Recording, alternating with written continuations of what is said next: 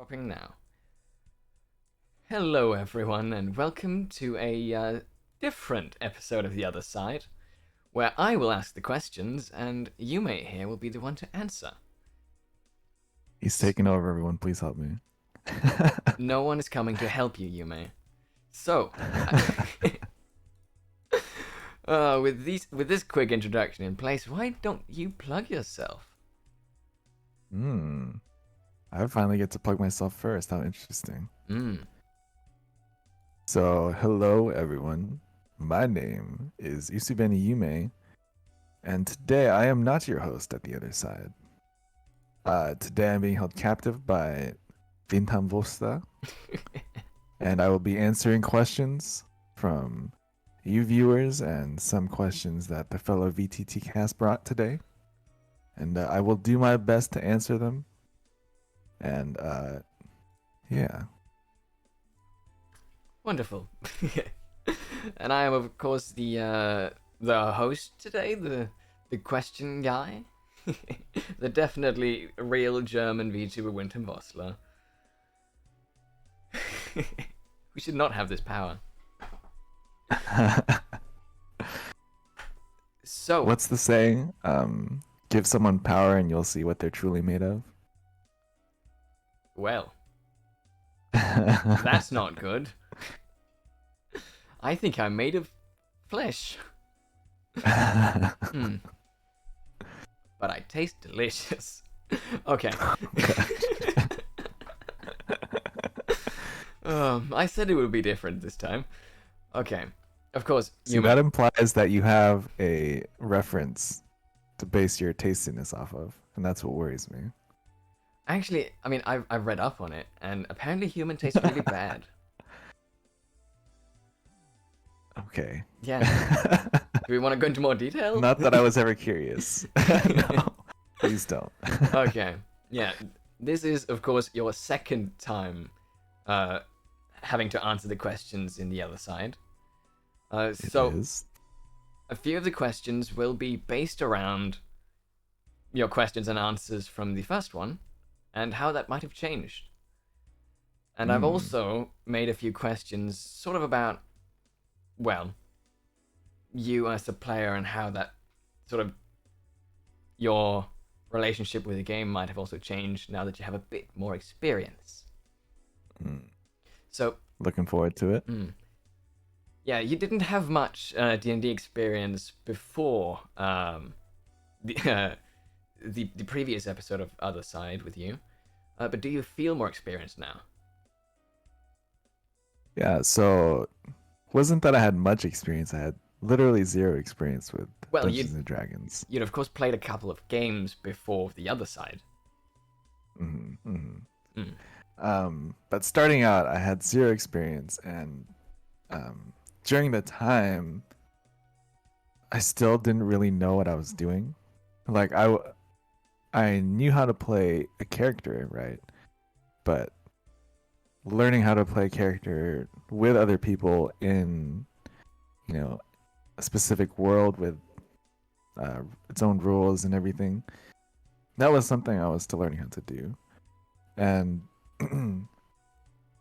I've noticed some differences in the way I used to kind of play the character compared to the way now. I noticed that now I try to do a lot more roleplay with a lot of the more minor things. Like, oh, this is the way he opens the door, this is the way he says this thing. Whereas before, I would do a lot more narration outside of character. And I would say I do feel more experienced.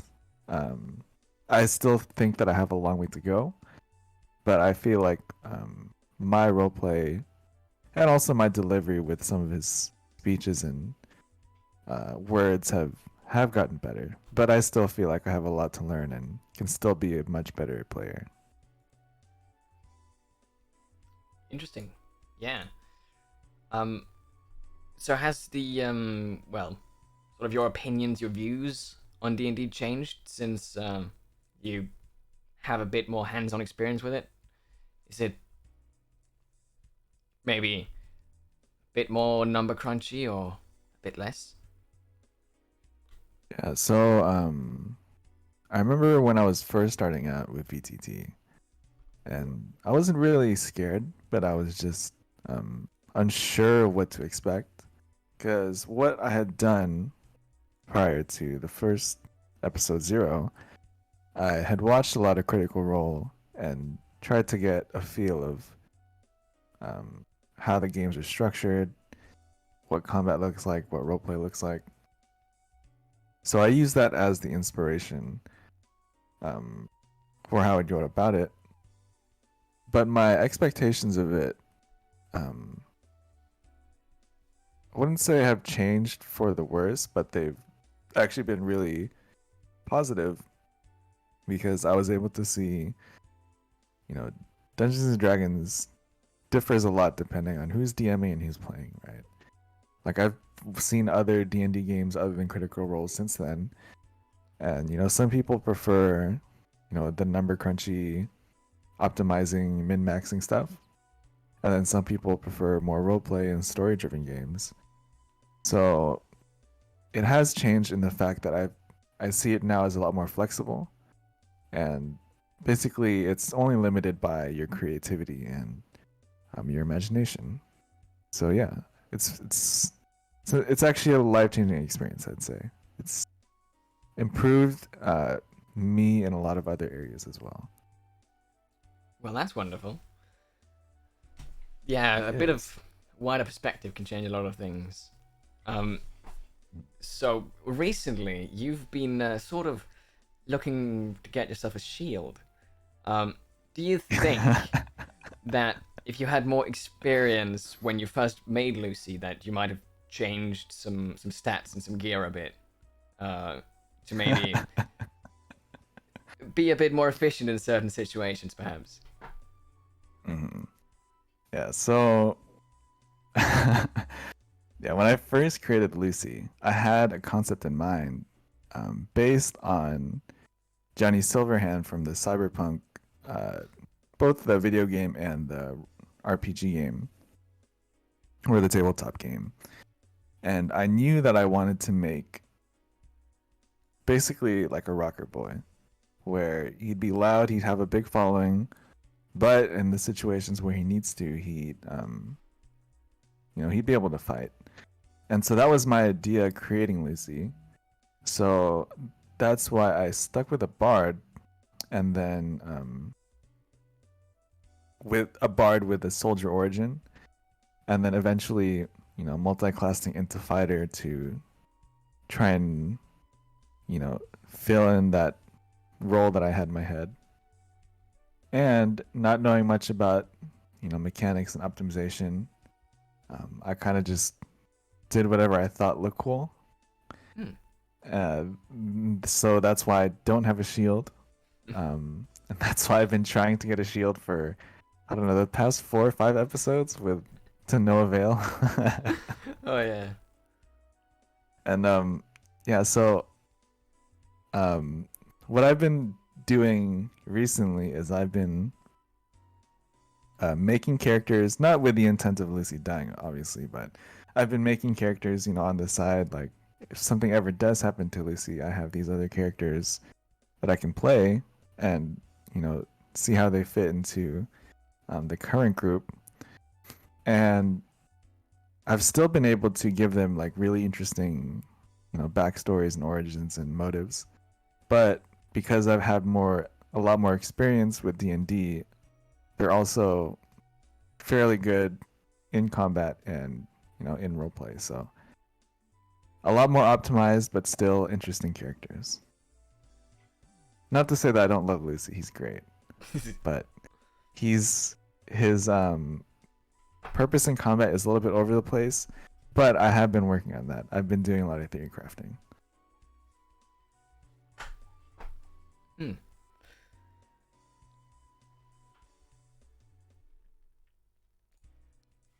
And of course, since it's been a while since you last answered some questions, you gave some ideas as to what you thought Lucy would be in the first other side.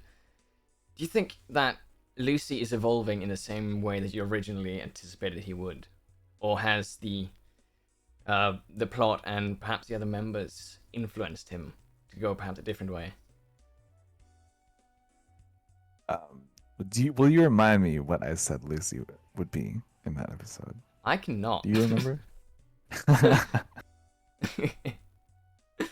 But sort of, do you feel that you're following your original goals for character development, if you had any at all?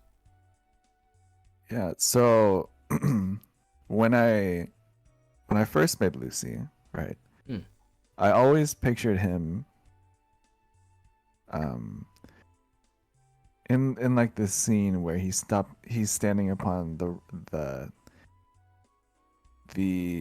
remains of a destroyed building, fire in the background, and people surrounding the building cheering for him.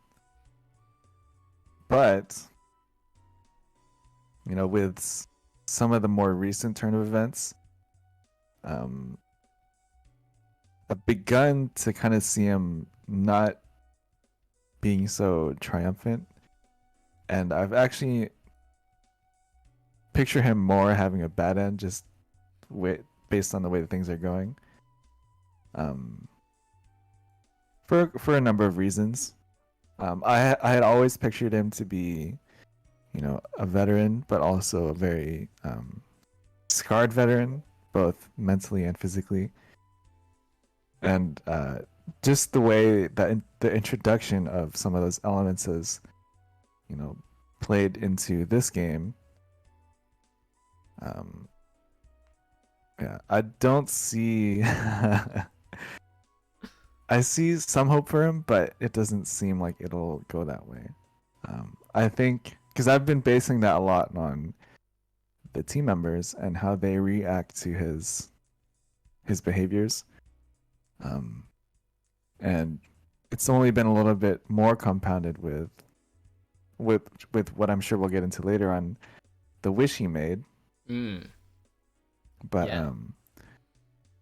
But as of now, I see him having an unhappy ending, but obviously that can change. I am sure that Merlin has a bunch more twists and turns waiting for all of us. So, yeah. Yeah, but I guess to answer your question a little bit more, specifically, so the first kind of character arc that Lucy was having was trying to get his message across and letting people know that, hey, Lucy exists, right? He tells all the town criers, my name's Lucy. Tell everyone my name's Lucy, or Lucy is here. He carves his signature L onto people's foreheads, and he vandalizes different pieces of property with his L. And so that was like his main objective in the first kind of character arc. And then in this character arc, he's still doing the same thing, trying to get his Poetic Justice collection of poetry published.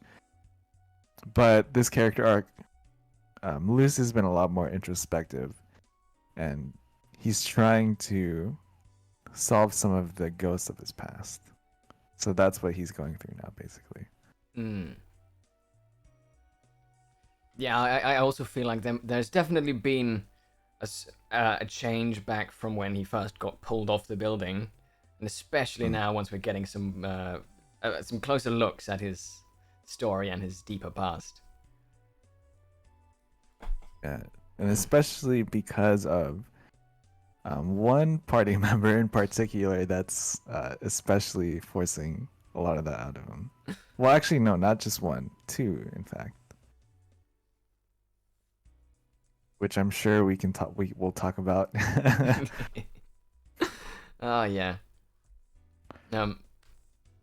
And well, as always, there is the required. How does Lucy view the other members of the party? But specifically, do you feel Lucy has sort of changed his opinions since he first met people? Oh yes, hmm, definitely. like that. Sorry, did you have more question? I was just gonna pad it out a bit, but I think there's definitely been some things visible to the naked eye. But what kind of development do we see inside Lucy's head? With the other characters? Yes. Okay. So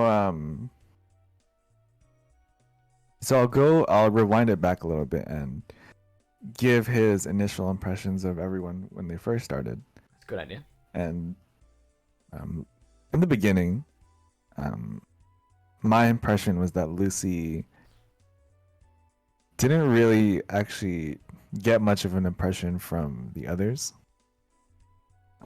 He was just kind of like, okay, so what, right?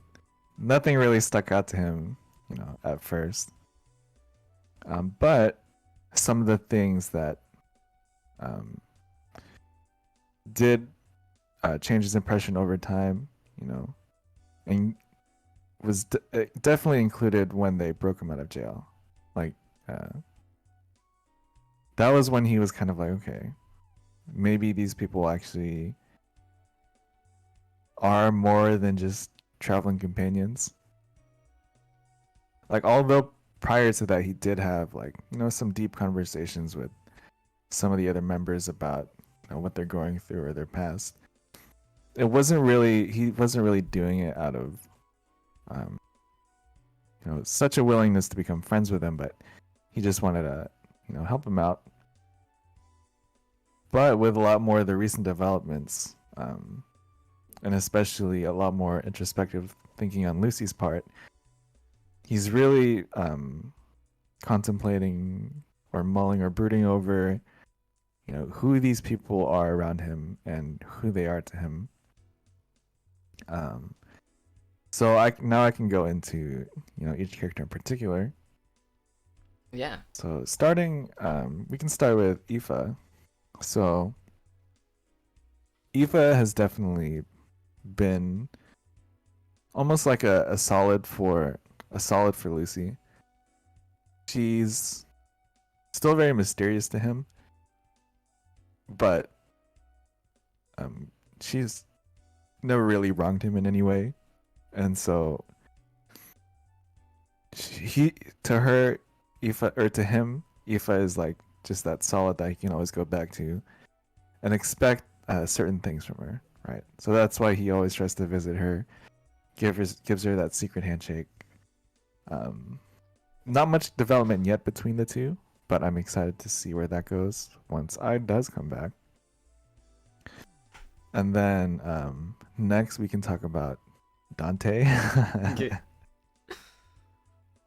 So Lucy finds Dante very interesting, not because he can, kind of bully him around because of Dante's personality, but he actually finds him very interesting because not only because he's slightly suspicious of him and his warlock nature, but he's also very interested to see like who Dante turns out to be.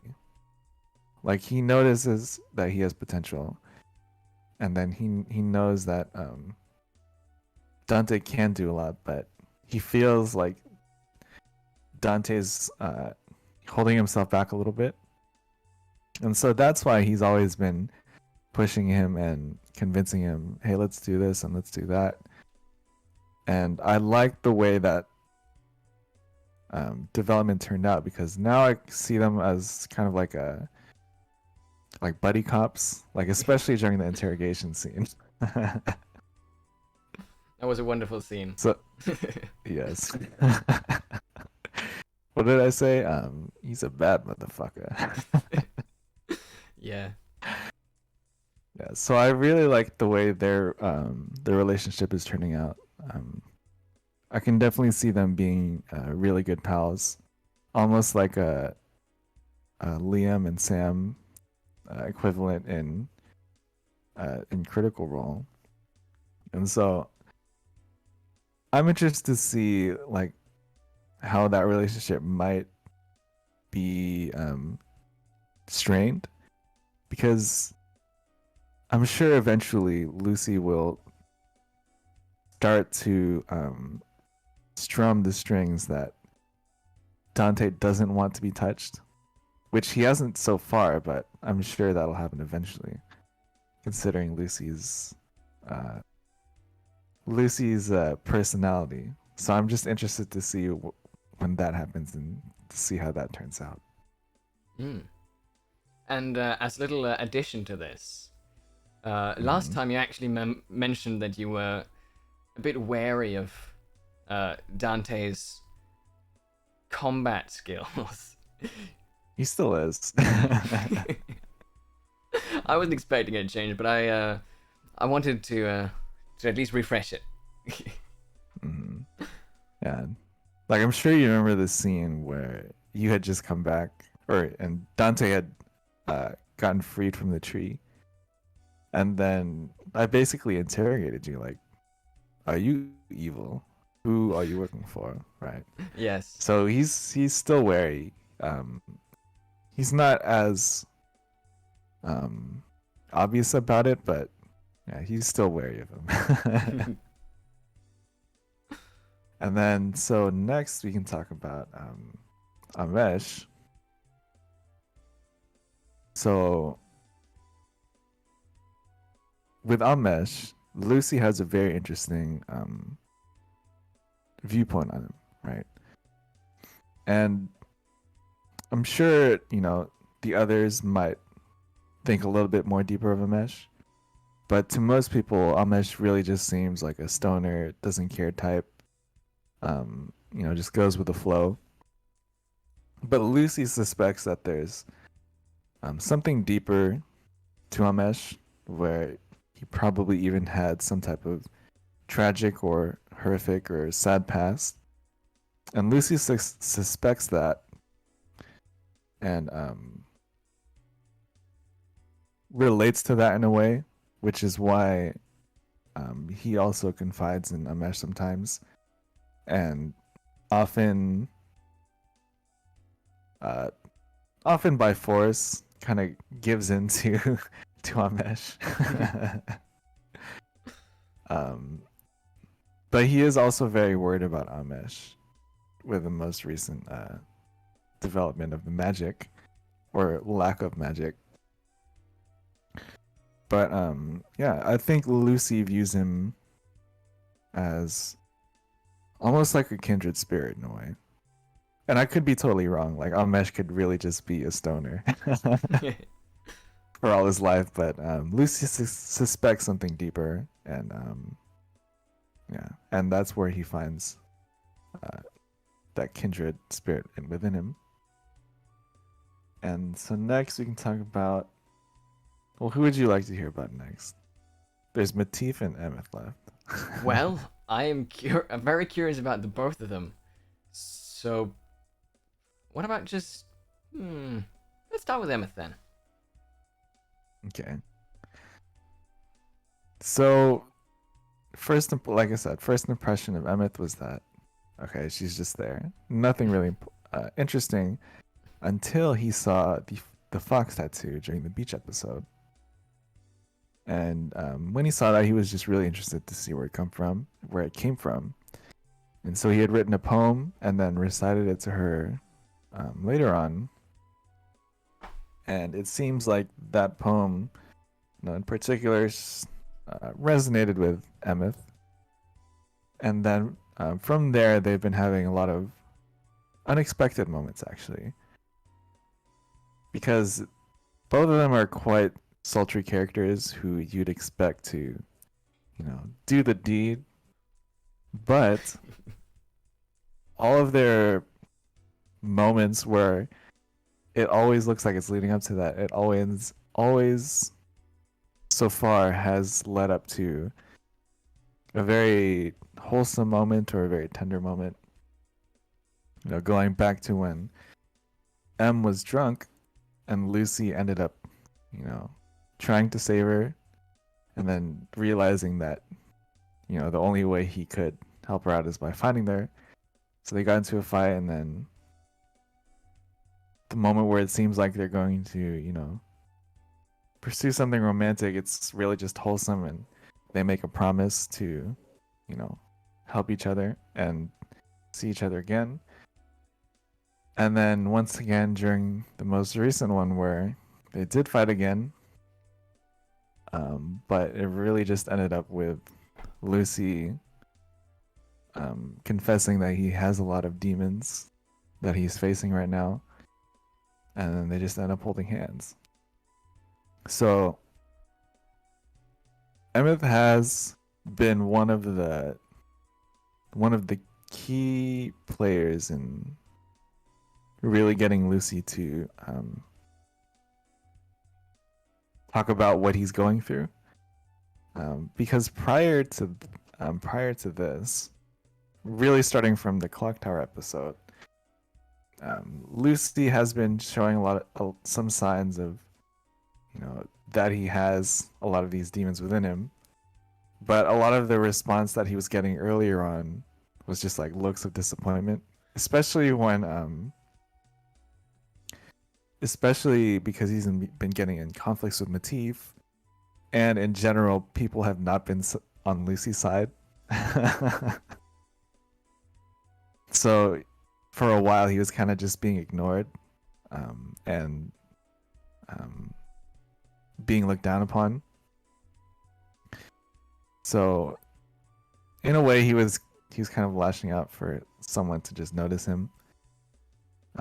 But Emmett was one of the first ones to be like, I've noticed that there's something wrong with you, and not coming at it from like, hey, you've been acting up like a little bitch lately, like what are you trying to do, but more like what's going on with you. So I think that last episode was one of the catalysts towards Lucy opening up, and we will see how that goes in the next couple of episodes to see if he, you know, ends up making a change for the better, or if those demons overtake him once again and make him into a worse, more destructive, self-destructive version than he was before. And then, last but not least, Matif Thoro. So, with Matif, whether for the better or for the worse, he was the one who lit the fire. He's the one who definitely brought it up front and center, whether or not he intended to. Because like I mentioned in our VTT Discord, the first ever thing that Matif said to Lucy was, I don't understand what the fuck you're saying, right? Yeah. And that's pretty much what started everything. Like I wasn't like planning for them to have such a relationship with all this tension, but it really just started from there. And I had mentioned before that both of them have very, very strong personalities. And both of them have, as we've seen now, gone through, you know, some traumatic and tragic experiences. And both of them have, you know, gotten to this point in their life where they've somewhat overcome it. And so when they see almost what is like a reflection of themselves, you know, going about their life in a different way, it's almost like an affront to their existence, because, you know, look how far I've come to get where I am now, and you're not the same way, right? Because, you know, Lucy is very much like, we need to do this, we need to do that, we need to help out, you know, the poor, we need to stop these wars. And, you know, Matif's a little bit different in terms of how he goes about things. So a lot of the clashing personalities comes from that. And with the most recent episodes, they are talking to each other, right? But they're still not fully listening to each other and what they're trying to say. And what it will take to fully, ease these tensions. I think it requires still work on Matif's and Lucy's part, but I also believe that the group will probably have to do like an intervention of some sort. Either that or just like flip a coin, put them in a ring together, have them fight, and see if that really leads to something. I would like to see that. So I was talking to Merlin about this actually, and have you seen the Batman versus Superman movie? I have not. Okay. I've not heard much good about it either. So I won't spoil it too much, but Batman and Superman fight. You didn't get that from the title. But in the movie, right? Superman is obviously very, very powerful, and then Batman is obviously just a human. And that's how I kind of imagined Lucy's and Matif's fight. Because, for the past times where they've gotten to conflicts, Matif's radiating this like immense aura. He's literally creating storms around him. And Lucy's just there shirtless. He's like, he doesn't even use his weapons, right? He's always just shirtless, and he's just like, okay, I'm gonna fight you with my bare fists. So it always reminds me of like this Batman versus Superman fight. And I imagined this one scene where Lucy had like finally had enough and just wanted to settle things once and for all. And so he'd somehow convinced Matif to enter like a enclosed building or space of some sort where he could use everything to his advantage. So being inside so that he can't be affected much by like storms, and also having it in a close proximity so that Lucy would be able to, hit him, and kind of just taking all of the stops for defeating someone who technically should wipe the floor with him, considering he can control lightning.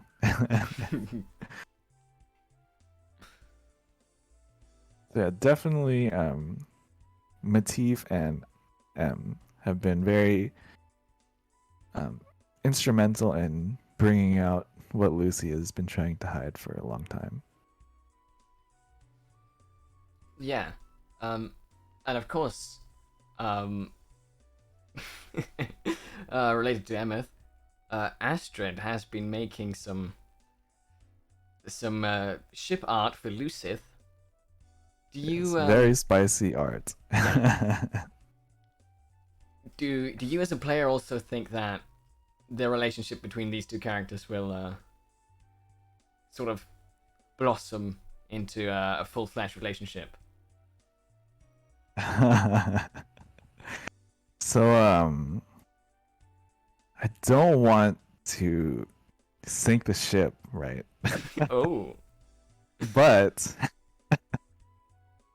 there are some things we have to remember, right? I will speak. I'll try to be very politically correct in this conversation. So there. Let me see. As of now, there are two things to consider, right? So the first thing is that, and it's not a secret anymore because Lucy talked about it in the previous episode, but his first ever love, and the one who taught him poetry, the one who gave him the snake tattoo on his arm, and in Lucy's somewhat paraphrased words, she is the one who kind of made him into the person he is today. And that's not really something to take lightly. And up until now, Lucy had believed that, she was gone. So Lucy had been writing to Xandros with a lot of the letters that he had been sending in the episodes. And Lucy thinks that that lady on the ship that Matif tried to destroy was her, which, you know, explains why Lucy, you know, tried to choke Mativ. But he's still not 100% sure that's her. So he still has his, you know, he still has his doubts, but he thinks it's her, considering that she has a very peculiar arm, just like his. And I'm sure that we can go into that when that comes across in the VTT channel. But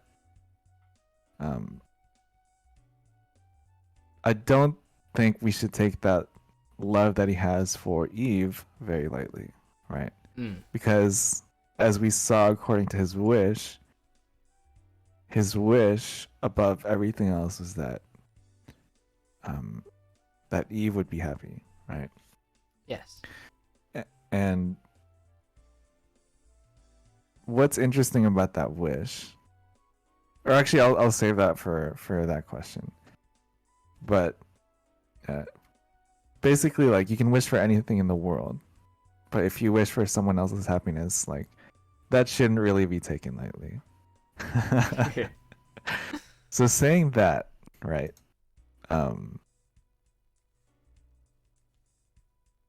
The other thing we have to think about is that Lucy's, like, although his intelligence is 8, right? he's not what's the word?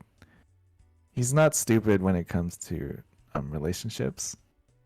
And contrary to everyone's belief, Lucy has been very say so, in fact. Like, he sounds like he's probably coming on to a lot of people, but he's really not. And he hasn't made moves on really anyone in particular unless he's been joking. And obviously there is Emeth, but he's not being very too aggressive about it, right? Yeah.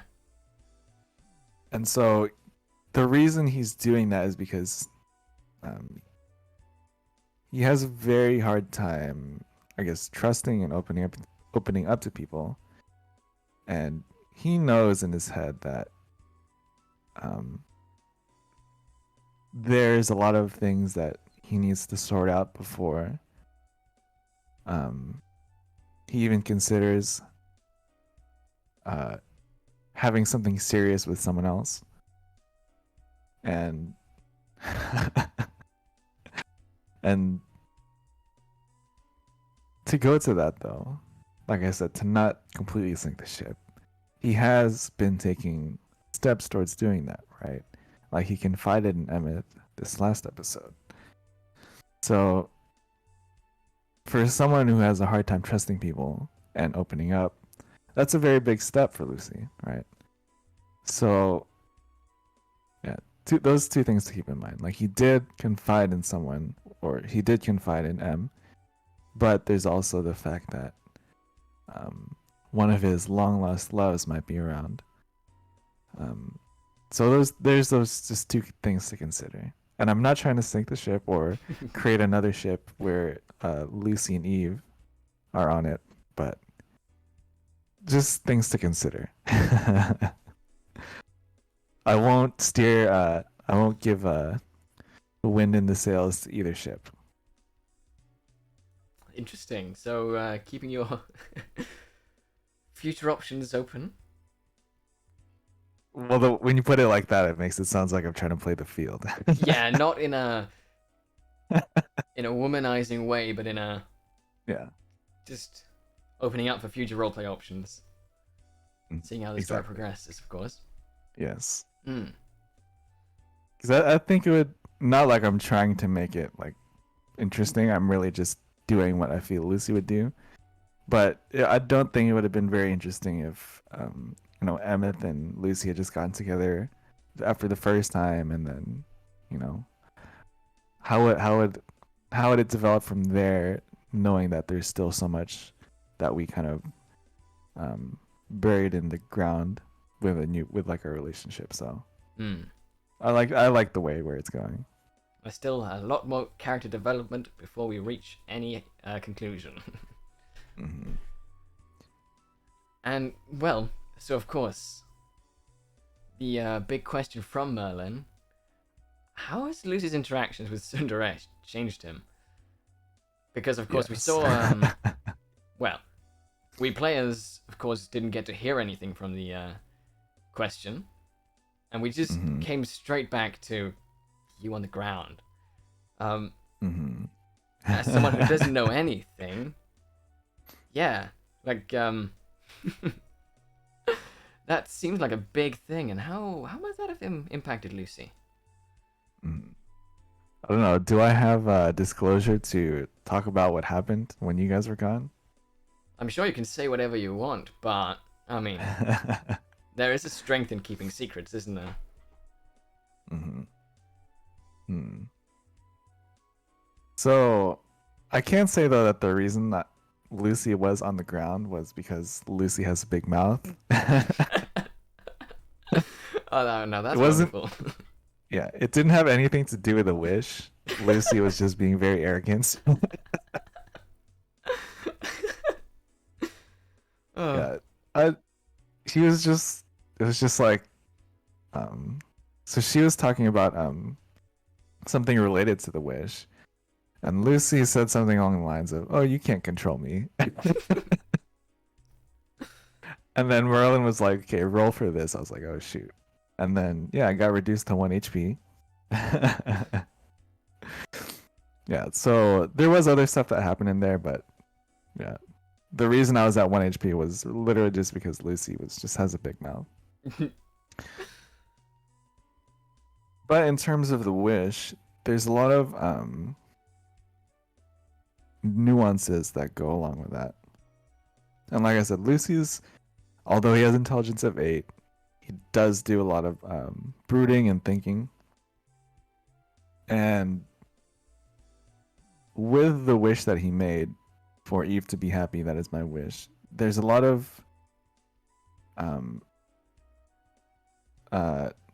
like I said, nuances that come with that, right? Hmm. So not knowing exactly how wishes work, right? What there's like no specific mathematical formula for this and this equals this. There's a lot of things that he's been thinking about, right? So one of the things that he's been thinking about is happiness, right? And you can't really define happiness, right? It would be different for, I believe, like Lucy's 26. Happiness is very different from a 26-year-old human who's been through, wars, compared to the definition of who knows how long old dragon Sundaresh is. Like, what is Sundaresh's version of happiness, right? Yeah. And the wish is happiness based off Sundaresh's version of happiness or Lucy's version of happiness, right? So that's one thing that he's thinking about. Because maybe happiness for a very ancient dragon is just having peace. And maybe she translate as for having peace as being dead, right? Mm. And that's obviously something that Lucy does not want. And so that's one thing that he's thinking about. And the other is like, if it's going off his definition, like what does Eve's happiness look like to him, right? Yeah. Because for him, maybe he could be thinking that maybe Eve would be better off, not knowing who I was, or not having loved me in the first place, or never seeing me again. And although it's a noble wish, and there is some, pride in that, it's still a very sad wish, and I'm sure that would hurt him if that were the case, right?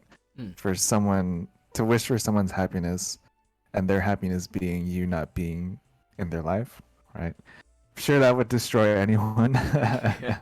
Yeah. Yeah. So that's one of the things that he's thinking about. Another one of the things, obviously, that he's obviously thinking about is, at what cost, um, will this happiness, whatever the happiness manifests as, like, what will the cost be, right? And so, thinking about that, and the lengths that Lucy will go to, for the people that he cares about and the ideals that he cares about. He's really thinking about that, basically. Because he's one of the inner conflicts that he's having right now, right, is, if I had to choose between saving the very few people that I love, or saving potentially a lot of people from wars and poverty and prejudice, like, if he had to choose one, which would he choose, right? Like, saving the one you love or saving many people. It's not an easy decision for him to make, basically. And that's why he's going through a lot of this introspection and restoration through self-destruction, is because he's really trying to think about, like, what would I do if I had to choose. So yeah, the wish has changed him in a lot of ways. It's really made him think about what he's truly fighting for, and if he has to choose down to those two, will he choose between those two, or will he be as stubborn as he's always been and try to save both, right? At the cost of something to him, I'm sure. Could be his life, could be many things. So there's always a third option for Lucy. Yeah. Which is, in its own way, very self-destructive. So, like I said, interested to see how this develops. I'm pretty sure we all are interested to see how Lucy develops. And of course, while preparing for this war after the wish, we got to see a more serious Lucy.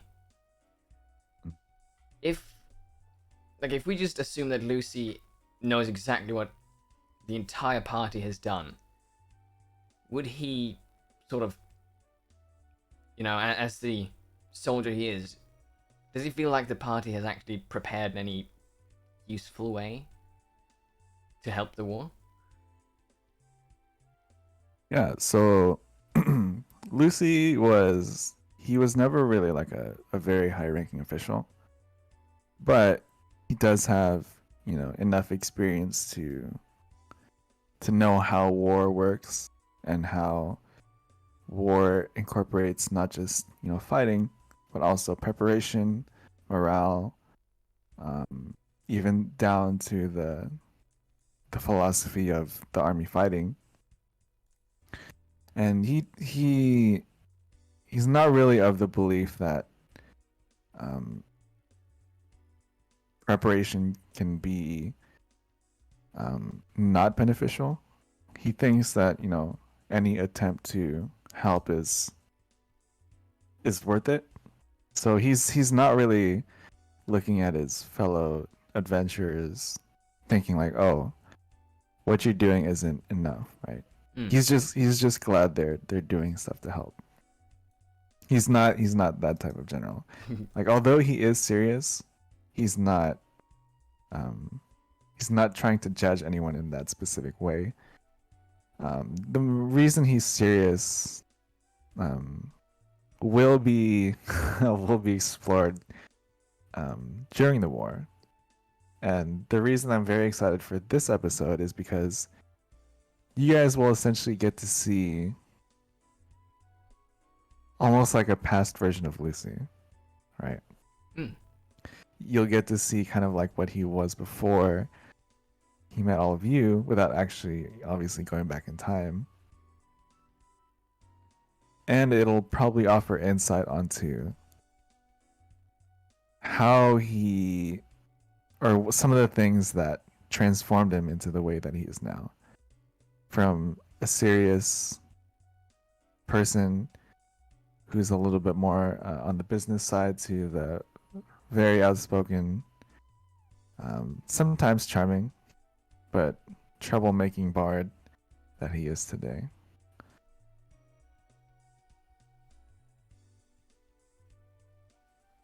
Did I answer your question? Yeah.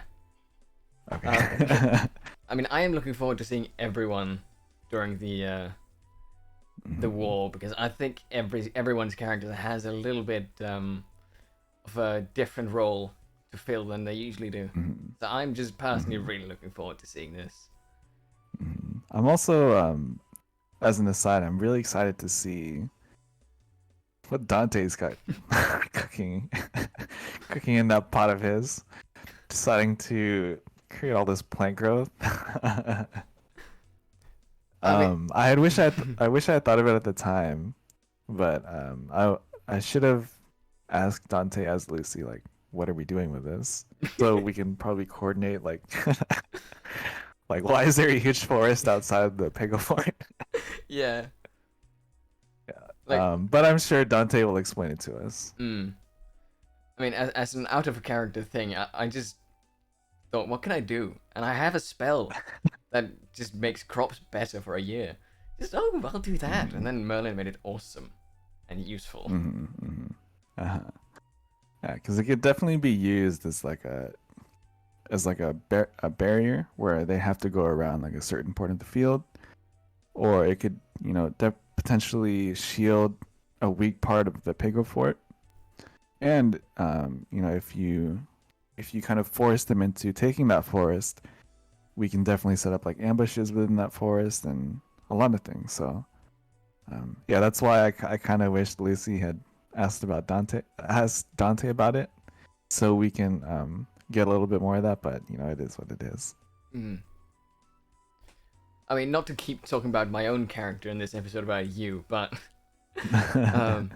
I feel like everyone actually did war prep stuff, and Dante just sort of did Dante stuff.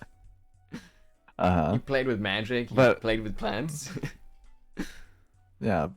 But I will say though, that's literally what makes him such an interesting and powerful figure in Lucy's eyes, is that Dante will literally just do what he usually does, and he'll still kick ass and do a lot of damage to his enemies and be really effective. And that's like the potential that Lucy sees in Dante, is that he doesn't really have to try to do any of these things. It's just him.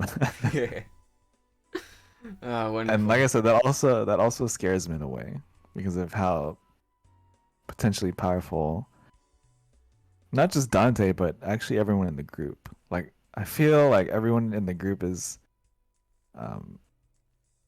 can probably beat up Lucy or win what's the word? Defeat Lucy in a fight, basically. Like, Lucy, all he can really do is, I don't know, cast vicious mockery and slash at you with a rapier. Whereas everyone has, you know, magic spells and sneak attacks and magic items, and you know, Lucy's yeah, if you really look at it, Lucy is in a pool of sharks where he's just still a little fish. It just seems like he's one of the sharks because of how much he talks. I mean, but yeah, he's potentially outmatched between everyone. Well, I think that sort of power balance shifts a bit if you change the battlefield.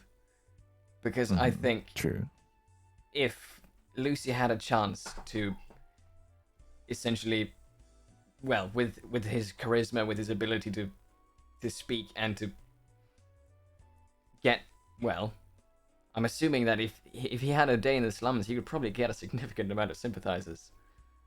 He has that social skill that a lot of the rest of the party either don't use or just don't have. Like, And that's an interesting point that you actually make. Mm. Sorry, go ahead.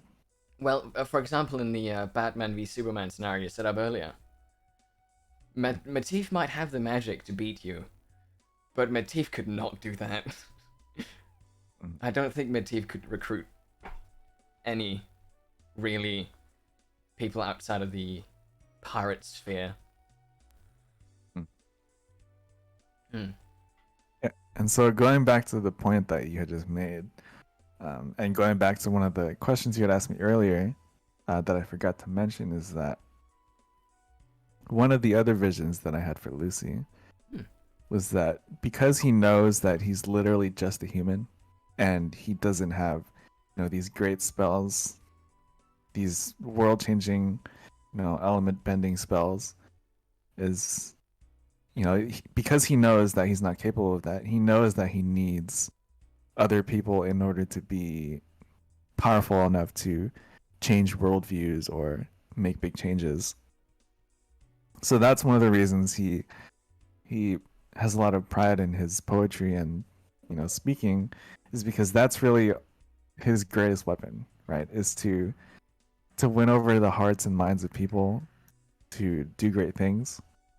And so that's why since the beginning he's always been working at that and trying to recruit people under his cause, because it's not like he can just call a meteor storm on his enemies and call it a day, right? He needs a lot of prep, he needs a lot of planning, he needs a lot of support in order to get that done. That's fair, yeah. That makes a lot of sense. And I am out of pre-prepared questions, but I have an observation that I actually would like you to comment on. So, Of course. all the way back in the previous Otherside, Merlin teased that he had something big for both Matif and Lucy planned. And you responded that you would bring the tissues. I would bring the tissues. The way that it was presented in the episode makes me think a lot of the incident on the ship. Wait. How the kayak or on the kayak or the on Xandros' ship?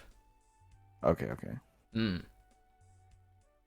How does it make you feel that something that big and influential was actually prepared so early on that we could have amazing things already planned for us? Yeah, what are your thoughts on this observation? Yeah. So as we already know as the VTT crew, is that Merlin is literally a mastermind. He's like Doctor Strange, where he can see all the different outcomes and bring us to the one that we need the most. Assuming you've seen whatever movie that was from. Don't remember which one. I've seen the memes. Yeah. It was one of the Infinity Wars, I believe. Yeah, but Merlin, I'm sure he has a lot of things planned out for a lot of different scenarios. And I think that's one of the things that really makes me invested in this game, is that everything that we do feels like it has consequences, right? Because that's one of the things that is kind of missing in games nowadays, is that although we do make some choices in some games, we're really still limited to whatever choices are in the game. But with a game such as D&D, and with a mind as creative and thoughtful as Merlin's, really the choices and consequences and potential is unlimited. So that's what makes me really excited about that this game in particular, is that it really is in our hands how everything goes. And to speak upon that scene, I thought you were going to make some type of sexual innuendo with bring the tissues. Oh no, I am clearly the most say-so member of VTT. I'd never do that. And also considering, we're talking about Matif and Lucy here, where it seems like every time every time we fight, there's always some homoerotic undertones. But yeah, going back to that scene, like he did tell me that he had something really big planned, and I remember the I don't remember how many episodes it was before that, but the one with Amesh sacrificing, well, at the time we thought was sacrificing his life. Hmm. So what Merlin is really doing right is understanding the character's motivations and philosophies, and putting Matif and Lucy in situations where those beliefs are tested on the other character, right? So the first time where because they had like, you know, bickering arguments before, but the first time where those philosophies and beliefs were really tested was during that scene with Amesh, because, you know, in Lucy's mind, right? Lucy would have done anything that he could to save Amesh, even if it meant, you know, sacrificing himself, right? And so when Matif comes back and kind of learns that, you know, Matif was like, oh, there was nothing I could do. This is just the way it happened.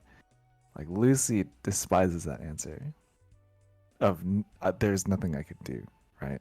Because in his head, like I just mentioned to you before, there's always a third option. And whether that option is there or whether he has to make that option, it's always going to be there. And so that was one of the first, you know, things that Merlin really picked up on and brought to our table. And yeah, and so the second thing was obviously the Xandros ship incident, where, you know, you put Lucy's potential lost love on the ship, and also, you know, the ship or the crew that was responsible for, you know, a lot of the trauma that Matif has, you know, on the same ship. Of course, that's going to cause tension because, you know, there's interest on that ship where one of them wants to live and one of them wants them to die. Yeah, so, like I said, Merlin's really good at, you know, understanding the motivations and beliefs of each character and incorporating that into the conflict, and not to overinflate Merlin's head, but also a very good job with, you know, every single player in VTT, you know, role playing those conflicts really well, especially Pastel and our conflicts. So yeah, there's a lot of things that go into it, but I think that, you know, we do have the potential to shine because of Merlin. Yeah. Yeah, a role-playing game does, of course, shine when every member is doing well. Because the game wouldn't be very fun without the amazing plot from Merlin, but there also wouldn't be much, you know, of the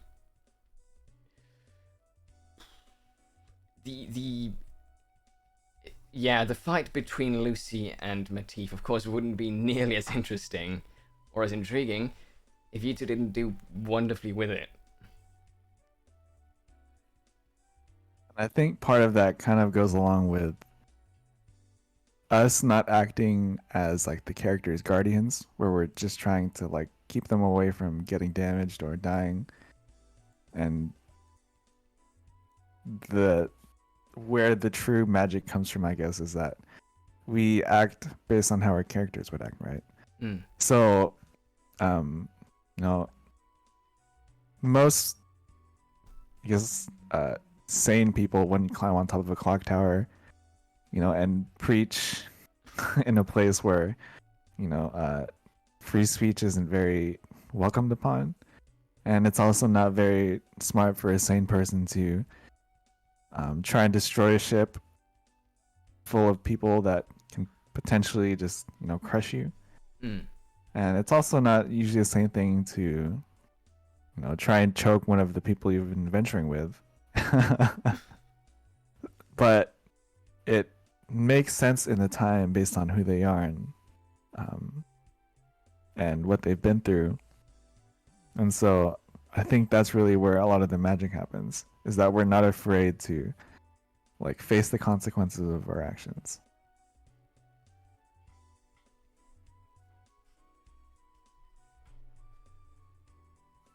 That makes a lot of sense, yes.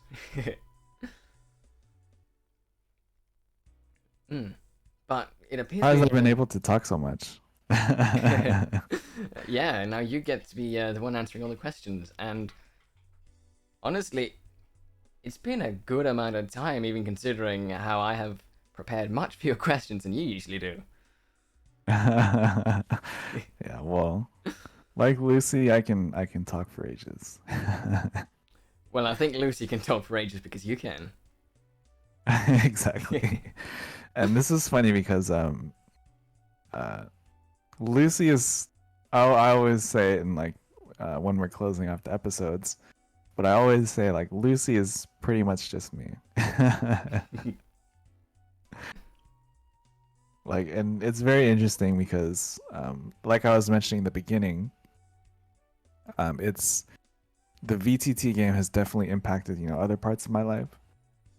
And because I'm technically playing myself, it's almost like a foil where I get to see the weaknesses and strengths that I have in my own life and see how I can improve them and change them in my own life. So, yeah, there has been a lot of benefit to joining the VTT cast and being part of this game because it's not only like a lot of fun, it's not only that I get to meet a lot of great people, but I've also grown as a person because of it.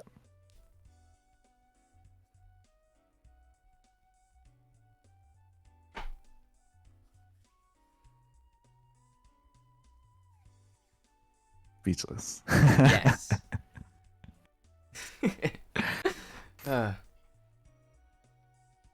See, how long have we been on air for? 118-ish. Okay. Can I ask you a question? Of course you can. What are your thoughts on Matif and Lucy and Matif and Lucy and Emeth? Elusive. Well, the whole Lucy Matif thing is quite interesting because like for me as a player, it's well, of course it's giving my co-players more options to roleplay and see sort of I don't know if it's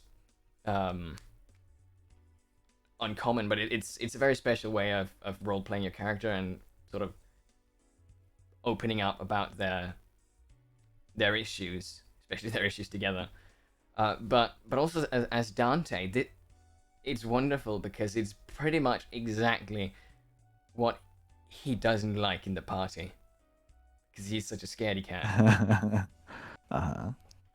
So that whole conflict is wonderful as entertainment, and it's I think even though it's mostly between your two characters, I think it gives the other characters a lot more options to also sort of interact with your issues, so that everyone in the party actually really gets a chance to gain something if if the character has the nerves to interact.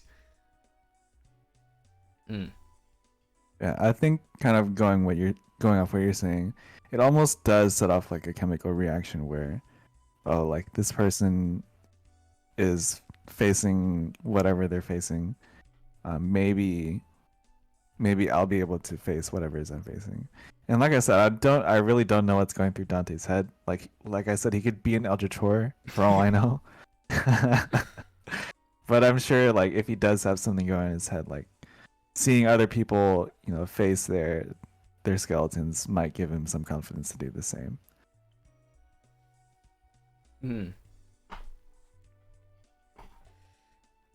Assuming, like I said, assuming he's not just out there to destroy the world.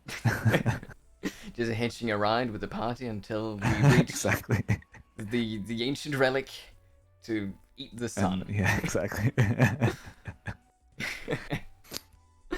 But there is definitely stuff going on in Dante's head, some of which sadly can't really be shared right now.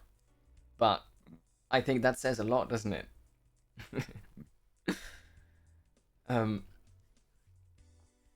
as for the Lucy Emma thing, I mean, I've also been thinking of it about the whole Emmet versus Eve, sort of who is gonna win this soldier's heart. But I kind of like it because, of course, Lucy was originally presented as this very, I mean, I don't want to say self-centered, but very self-confident and loud, boisterous person. And Emmet was this sort of scantily clad, promiscuous pirate lass. And when they're together, they drop everything that sort of they were and become actually really wholesome. Exactly. Like Emmet will go around, half seducing people, but Lucy is not there to be seduced. Lucy is different. So I'm looking forward to seeing how that relationship grows, and as much as I'm rooting for Emmet, I also am looking forward to seeing maybe one day where Lucy has to actively take a choice. Oh god, I didn't think about that till now, but yeah, oh, god. Imagine all your wholesome, lovely moments, and how angry Emmet will be if you don't pick her. Oh, I did not think of that till now, but oh gosh.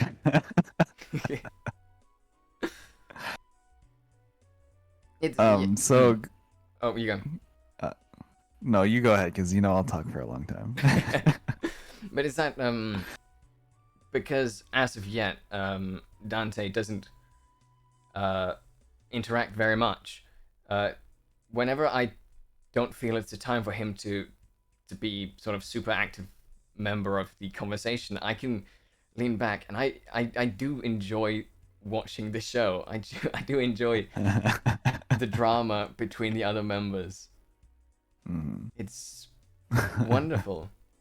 And then whenever Dante has to come back, he can be like his usual terrified self, going, the usual, guys, please don't. And so I have 2 points to make. The first one I'll make is really quick. And I just did notice that because I has been gone for a bit, technically Dante is the only one who's like the quiet one, because it used to be Aoife and Dante, but now it's just Dante surrounded by a lot of talkers. And just like with the added drama going on right now, not just a lot of talkers, a lot of loud talkers. And then to go to my second point, which is something that I just thought about now, as you were talking about it, is that both Lucy and Emmet are presented, in a certain way, and not to go over psychology too much because that's Pastel's specialty, but the way we present people is essentially the way we want people to see us. And what's interesting is that when those two are together, they trust the other person enough to drop those. It's not a facade, right? Because that's still part of them. But they trust each other enough, or feel like they trust each other enough, that they can, put down that presentation of themselves for just a little bit, and share the sides of themselves that they've either hidden towards most people or have hidden from themselves, and they're willing to share those parts of them with each other. And that's what I find, one of the aspects that I find very interesting is that with them two together, they're able to be more than just the person that they present to the general public. And now that you put in my head, I wonder how that will change, or if it does change, if or when Eve does come back into the picture. Hmm. And I'm sure that there are going to be lots more opportunities and lots more unseen hindrances in not just the overall plot, but in every character's subplot. Mm-hmm. Yeah. And then so I have one more question for you. Yes. So I guess it's two questions actually. What do you, because you asked me before, what do you think Lucy's future is, and what future would you like Lucy to have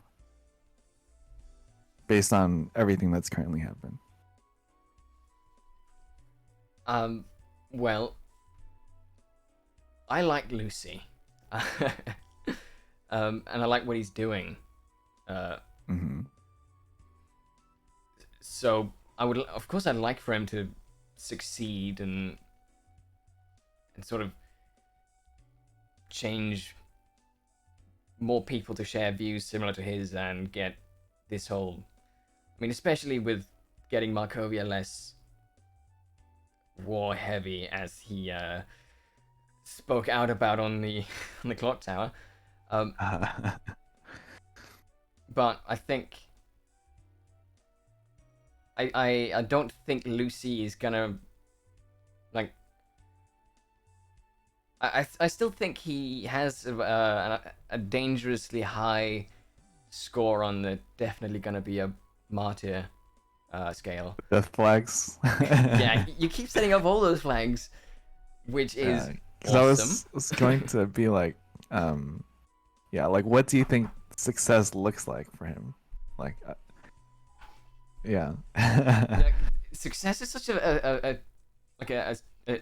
vague, misty term around Lucy, but I think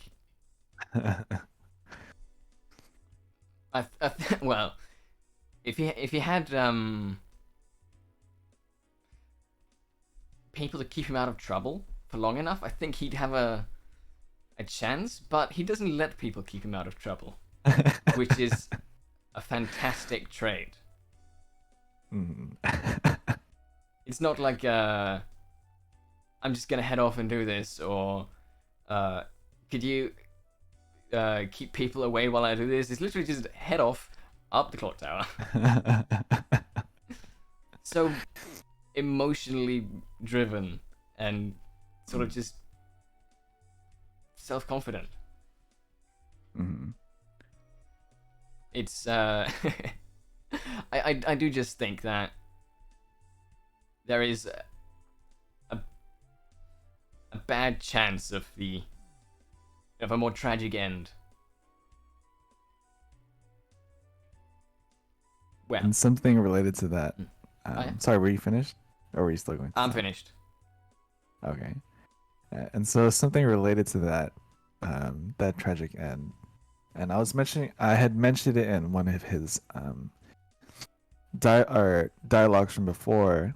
I believe it was, yeah, it was Matif when they were on the kayak, where one of the things that he had told Matif, let me see if I can bring it up. So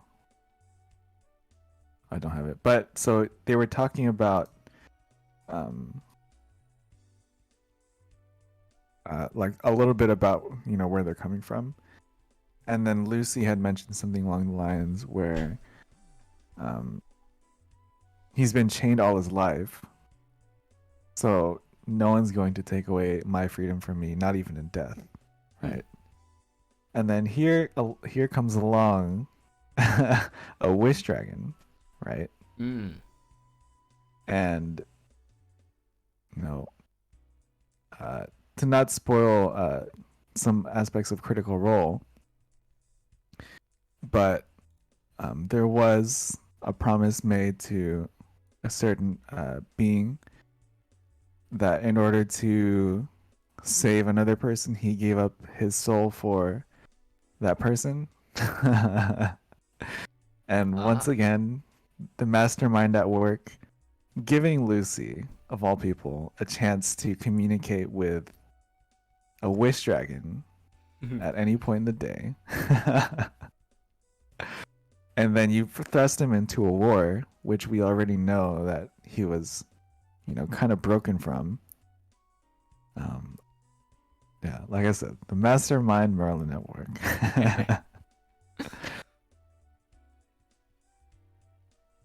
Always testing the key points of our characters. Absolutely. Actually, I just thought of something interesting now that you mentioned Critical Role again. Mm-hmm. One of my favorite clips to watch, because I've not seen the entire thing, but I've seen summaries. But one of my favorite clips has always been anything related to them finding a deck of many things. Who from the party do you think would be most likely to pull? Let me think. So for some reason, I don't exactly know why, but the first one that actually popped in my head was Aoife, right? Because I don't know if you remember from episode 0. She was the one who, I think it was a necklace or some type of jewelry of some kind. She was the one who took the necklace off the thing and kind of started the alarm. Oh yeah. And I don't know if that was like out of curiosity or if that's like a character trait where she likes to take things. But I've had this scene in my head where she was just so curious. She's like, "Oh, what's this do?" And then she just ends up drawing a card.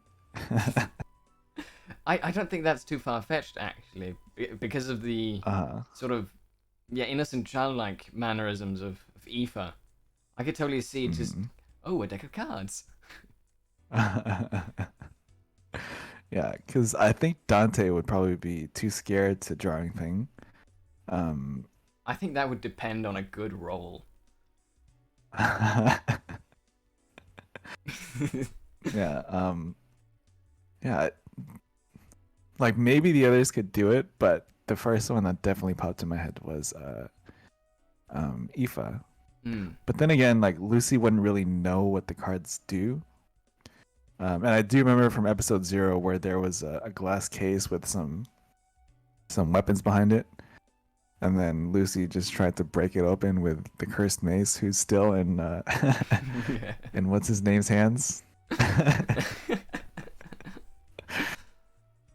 What's funny is that the reason I kept that was because I did want to give it to someone and not let him know it was cursed. And so I was finally able to do that. So I'm curious to see, like, if I forget his name. Was it Zo? It wasn't Zohan, right? Was it Rohan? Johan. Johan. Yeah, I'm curious to see if he ends up attuning to the magic weapon and has some type of curse set upon him, which I'm sure Merlin might like weave into the story and and somehow. We're gonna see his group and he's not with them. Yeah, so I'm just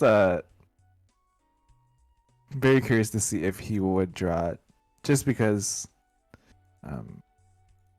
he can be a little bit impulsive.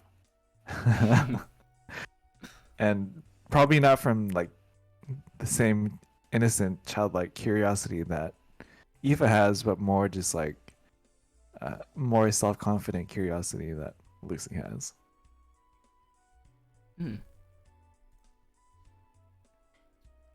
And but you go. I didn't know what the deck of many things did until I actually looked it up like 2 days ago. Oh. And Yeah. Uh, That. Yeah, that's a piece of work. yeah. I pretty recently had a wait, was someone else there? I think so. But I've talked to Merlin about the um wild magic sorcerers and how they are perfect for Mhm. one shots, not great for campaigns because of the randomness. Mm. So I would be hesitant to even imagine the deck of many things being added to this campaign, but I want it. I want to see it. Oh I want to god. experience it. Oh god. You're gonna end up definitely erasing someone from the party from existence. Just in the middle of a tense situation, then I don't know. Dante gets whisked away to prison, a kilometer under the ground. Yeah. Hmm. I looked at that. I looked at that deck, and there's if assuming Lucy knew what it did, he would never pull from that thing. There's too much risk involved in that, but Hmm. he doesn't know, and that's. That's the beauty of roleplay, isn't it? Mm. If you don't know, you don't know. Hmm. I mean, I am a bit of a chaos DM myself when I play games. I Mm. have given a deck of many things to multiple parties, and it's never good. But they always draw from it, I guess. Then. Yes, because I've also got chaos players.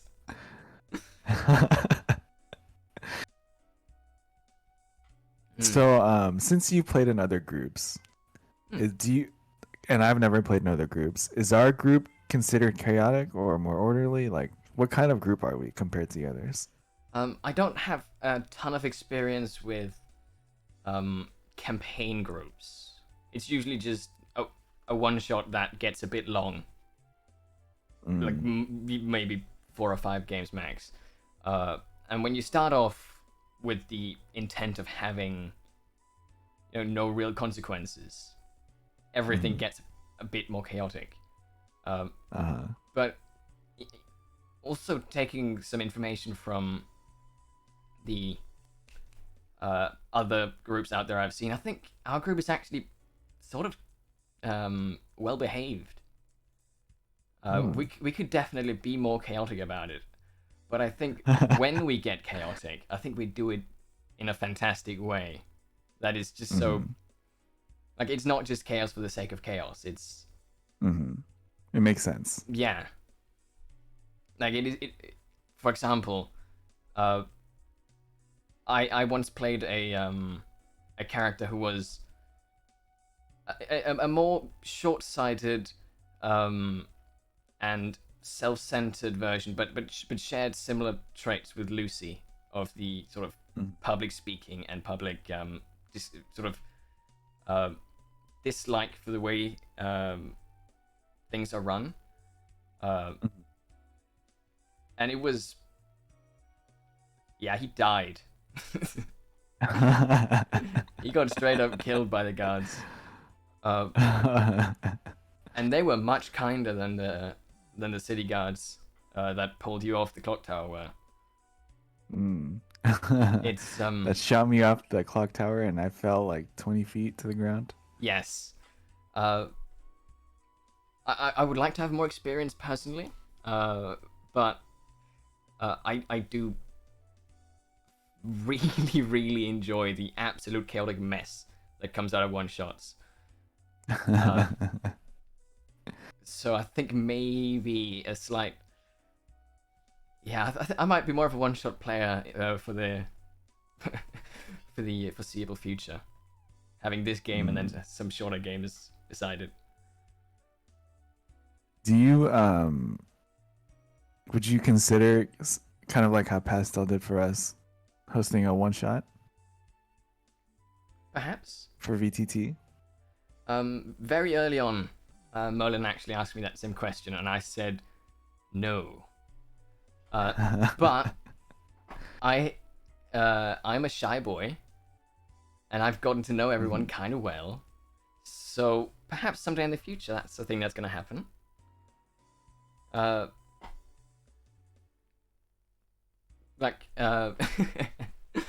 Dante's character trait of being the shy, anxious boy was spawned from me being shy. So I've grown faster than Dante has, luckily. It's okay. It's Dante was chained to a tree for a little bit, so that's why.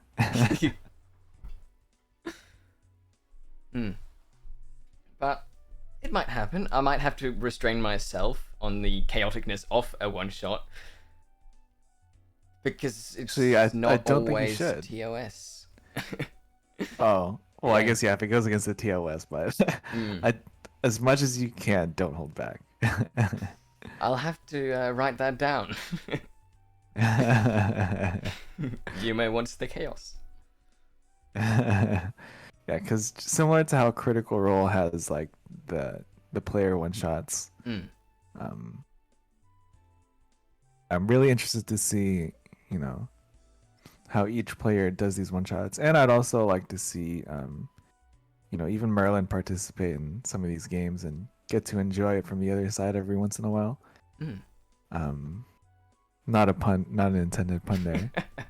But yeah, I'd like to. I'd like to see one shots from all the players, partially because I've also been, still much too early for me, but DMing a one shot. I have actually been kind of writing a one shot so far, making up some NPCs, some situations if those situations don't happen. So I have been preparing for it, but I'm not ready yet for sure. But I'd like to see everyone. I'd like to be part of a one shot hosted by each member of the VTT club. That would be very interesting. I have to agree. Yeah, I think in a way it sort of tells other things about a person. How someone roleplays is one thing, but how they DM is a different side of that roleplay coin. And I'm definitely excited to, because as I'm sure everyone knows, I'm a writer of sorts.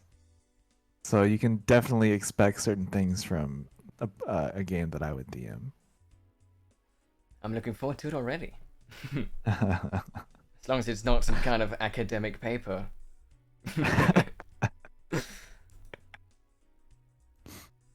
So not to talk too much about it, but as you and I both share interest in kind of gothic games like Bloodborne, yes, the setting that I have for this one shot is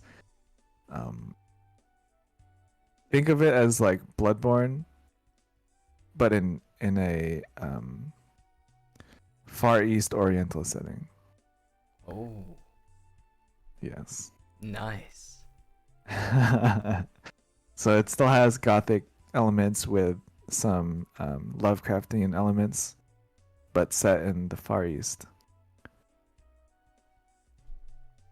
Hearing Bloodborne kind of made a terrible thought pop into my head of I want to see every single member of VTT play an edgelord at once. The one of the characters that I actually have planned for if Lucy dies or in another game is actually kind of an edgelord. Yeah.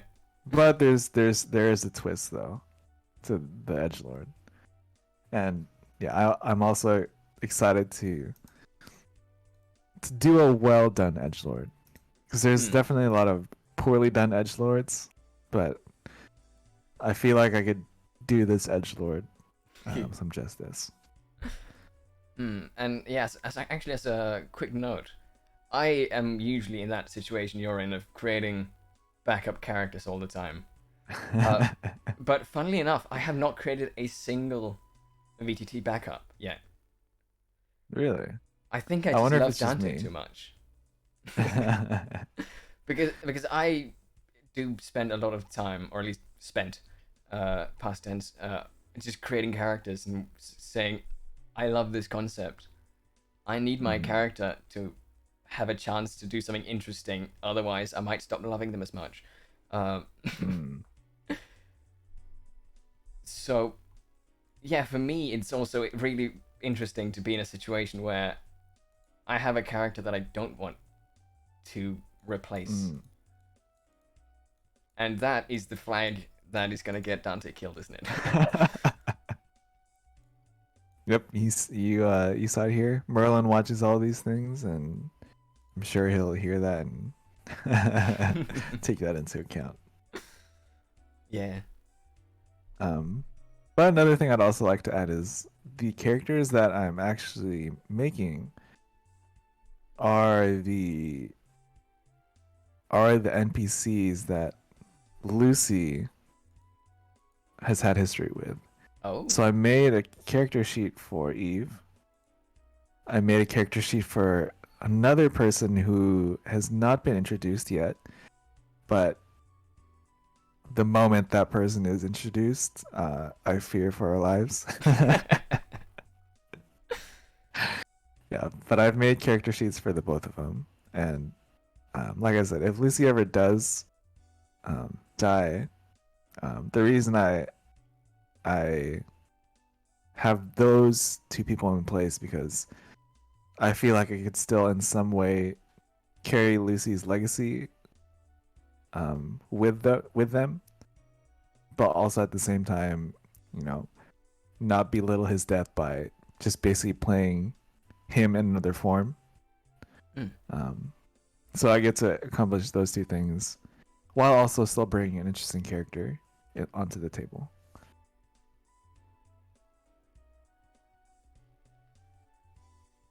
Very cool, yeah. And very much like Merlin, I like to do a lot of foresight and a lot of planning. So don't know. I'm pretty sure someone's caught on to it, but as we all know, Lucy's real name is Lucifer T. Burns. His first love was someone named Eve, and I'm sure you can see the pattern that's kind of going on. Yeah, I see. No, a lot of biblical references going on, and also if it wasn't obvious enough, Lucy has a snake tattooed on his arm. I mean, as soon as I heard the name Lucifer, I was like, wait. Oh no.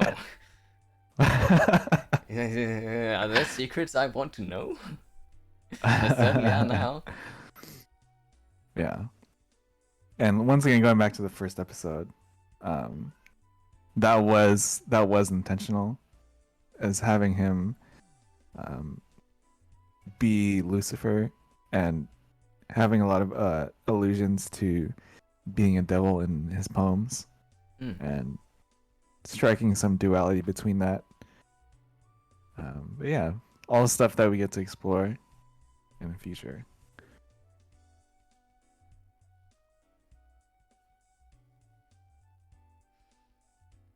And I will once again say that Merlin's gonna love this episode. So many vulnerabilities pointed out in this episode for him to exploit. Absolutely. I feel like that's the secret point of the other side. It's for him to get more sneak peeks into our heads and know what exactly we don't want him to do to us. Exactly. Which he will then do. Especially that one episode where Pastel was doing analyses on all the characters. Yeah. That was like a goldmine for him.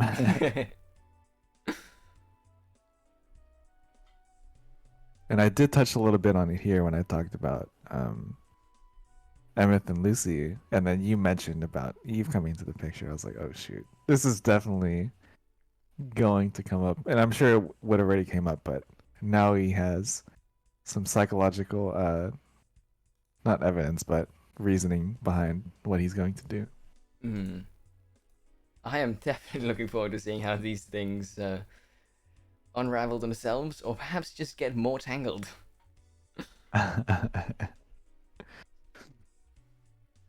Yeah, I'm waiting to see when Dante reveals his true Eldritch form. Yeah. When I become real big and real evil.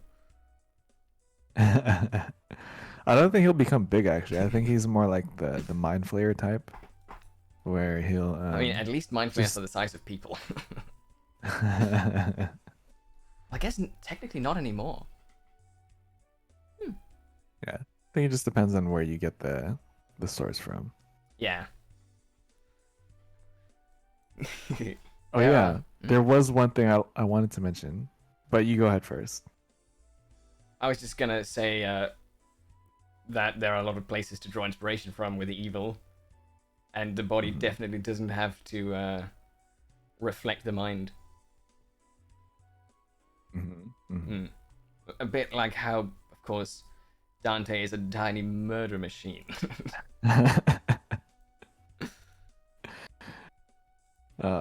Dante.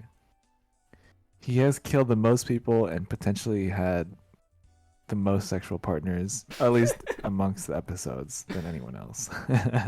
I mean, sexual partners, yes. But that's just because everyone else is 0. Exactly. So far.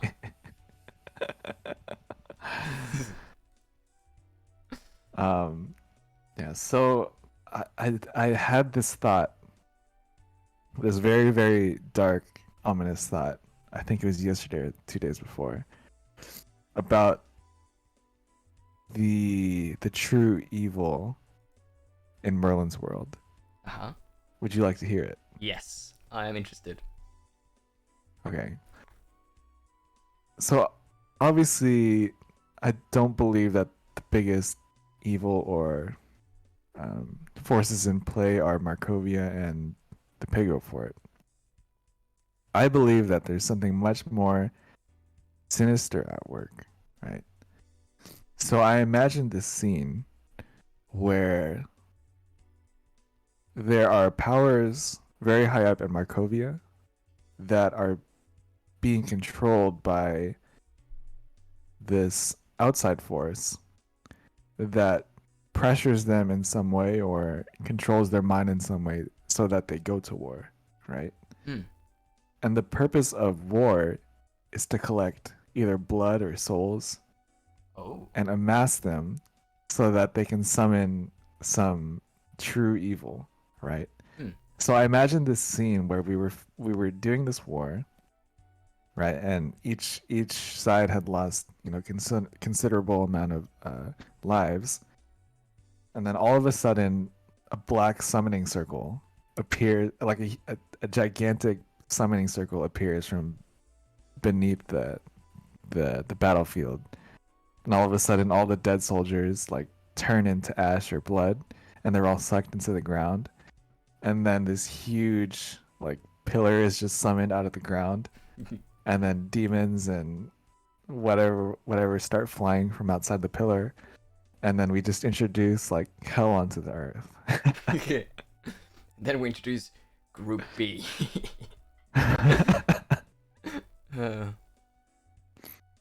So that was the crazy thought I had. Well, I mean, I just finished a rewatch of Hellsing Ultimate, so that idea just tickled every single bone in my body. And yeah, speaking of Hellsing, I have seen Hellsing, and I just want to say one of the other characters I made is a priest. So oh no! Yeah, not the 2 NPCs that Lucy's related to, but another character that I made. Yeah, you started off today with our conversation, and you said you wanted to, well, a Scottish accent, and now you're talking about making a priest. Yeah. But that idea, so in love with that character already. Yeah, but that idea that I just talked about actually was influenced by the Berserk manga, if you've ever read it or heard about it. I've been recommended it. It's quite dark, but very good. But that was the last thing that I know that I wanted to share today. Well, so I'm sure you know that the other side featuring, focusing on Dante was the longest other side yet. I'm sure it's no surprise that this is even longer. This is longer by like what, 30 minutes? Yeah. It is. That's... Should we even be allowed to do other sides together anymore? Of course we Well, because here's the thing, right? Like, I can talk for quite a bit, and my explanations can become quite long-winded, especially if it's something that I've thought about before. So, I don't think it was any surprise that it was as long as it was. No, Especially no. because we didn't have a structure, Mm. or as much of a structure as I usually have. And also, like I said, just playing off your energy and just being a little bit more like, hey, I want to talk about this. But that doesn't take away from the fact that I feel like everything we talked about today was very insightful, not just for fans of VTT and viewers of VTT and the team of VTT, but also for Merlin himself. I think everything we talked about was very valuable. I think so too, yeah. A lot of dark secrets came out. Mm-hmm.